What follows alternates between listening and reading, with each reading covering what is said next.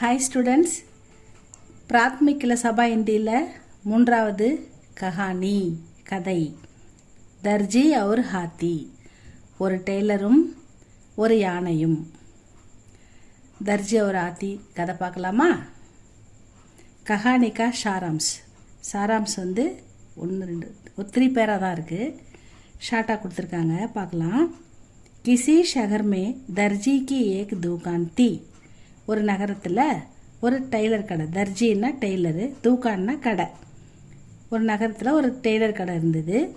வகு தூக்கான் சடக்கே பாஸ்தி, அந்த கடை சடக் அப்படின்னா ரோடு, பாஸ்னா பக்கத்தில், ரோடுக்கு பக்கத்தில் இருந்தது. ஏக் ஹாத்தி நஹானே ரோஜ் உஸ் சடக் சே ஹோக்கர் ஜாயா கர்த்தா தா.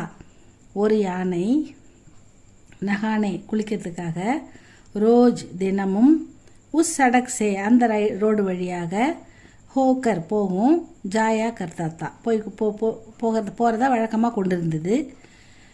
தர்ஜி உஸ் ஹாத்திக்கோ, டெய்லர் அந்த யானைக்கு, ரோஸ் டெய்லி கேலே தியா கர்த்தாத்தா. அவர் வந்து டெய்லி கேலேன்னா பனானா வாழைப்பழம், சில வாழைப்பழங்களை கொடுத்து வந்தார். हाथी भी रोज केले के लिए वहाँ आकर अपनी सूंड बढ़ाता था.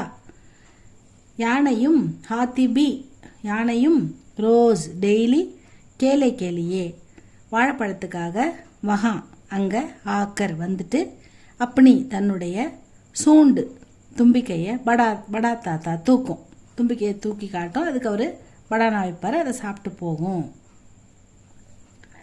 एक दिन हाथी ने हमेशा की तरह, ஒரு நாள் யானை வழக்கம் போல, हमेशा की तरहனா வழக்கம் போல, கேலே கேலியே வாழைப்பழத்திற்காக, அப்படி சூண்டு படாயி தன்னுடைய தும்பிக்கையை தூக்கியது.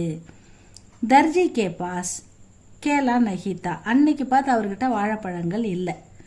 தர்ஜி கே பாஸ் டெய்லரிடம், கேலா நஹிதா வாழைப்பழங்கள் இல்லை. கேல் மே விளையாட்டுக்காக, உஸ்னே ஏக் சுயி ஒரு ஊசி எடுத்து, சூண்டுமே அந்த தும்பிக்கையில் சுபாதி குத்திடுறாரு.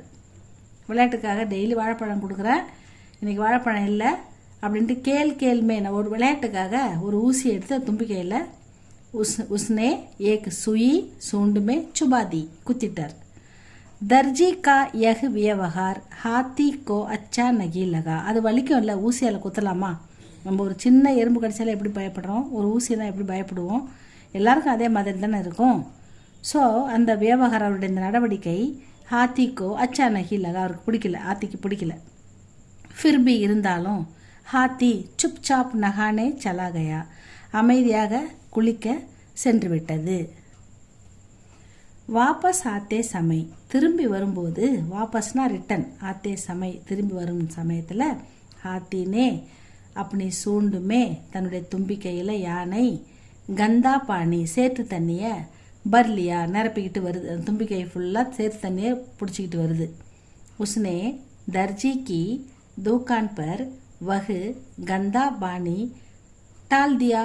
ஐயோ, அந்த தண்ணி என்ன பண்ணிடுது, அந்த அழுக்கு தண்ணியை கடைக்காரர் வந்து ட்ரெஸ்லாம் தைச்சி அடுக்கி வச்சிருப்பார் இல்லையா, அது ஃபுல்லாக அடிச்சிடுது, அது மேலே ஃபுல்லாக கடை ஃபுல்லாக அடிச்சிடுது.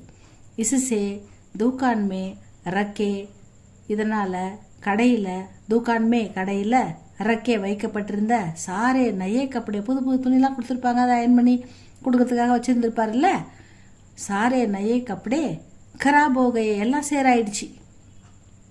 அபு தர்ஜி பச்சைத்தானே இல்லாக்கா, இப்போ போய் அதை வந்து அந்த துணியெல்லாம் காப்பாற்ற அவர் நினைக்கிறாரு.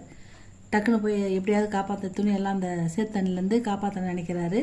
ஆனால் வந்து பரிதாபமாக போச்சு, ஒன்றும் பண்ண முடியல அப்படின்னு சொல்கிறாங்க. சீக்கு என்னன்னா, ஹங்சி மஜாக்கு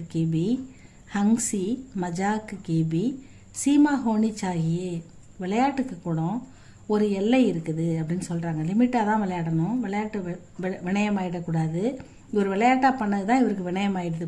இப்போது அடுத்தவங்களை துன்பப்படுத்துகிற மாதிரி நம்ம எதுவுமே பண்ணக்கூடாது, அந்த துன்பம் வந்து நம்மளுக்கு எந்த விதத்துலையும் நன்மையை பயக்காது அப்படின்றது தான் இந்த கதையோட மாறல். விளையாட்டுக்கு வந்து ஒரு எல்லை இருக்குது, விளையாட்டுக்கு வந்து எல்லையை மீறி விளையாடினா அந்த விபரீதத்தை நம்ம அனுபவிச்சு தான் ஆகணும் அப்படின்றது தான் மாரல், இந்த கதையை படித்து பாருங்கள் ஸ்டூடெண்ட்ஸ், ஈஸியாக தான் இருக்குது. ஒரு 2-3 சின்ன சின்ன பேராவாக இருக்குது. அது மாதிரியே நீங்களும் சின்ன சின்ன பேராவாக எழுதுங்க. ஹெட்லைன் போடுங்க, தர்ஜே ஒரு ஹாத்தி அப்படின்னு ஹெட்லைன் போட்டு அண்டர்லைன் பண்ணிவிட்டு அழகாக கஹானிகா ஷாராம்ஸ் அப்படின்னு போட்டுட்டு கீழே அழகாக எழுதுங்க. கீழே சீக் அப்படின்னு போட்டு அண்டர்லைன் பண்ணி இந்த சீக் நாவும் எழுதுங்க. அவ்வளோதான் ஸ்டூடெண்ட்ஸ், இந்த கதை படித்து பாருங்கள். உங்களுக்கு பிடிச்சிருந்தால் லைக் பண்ணுங்கள், ஷேர் பண்ணுங்கள். தேங்க்யூ ஃபார் வாட்சிங்.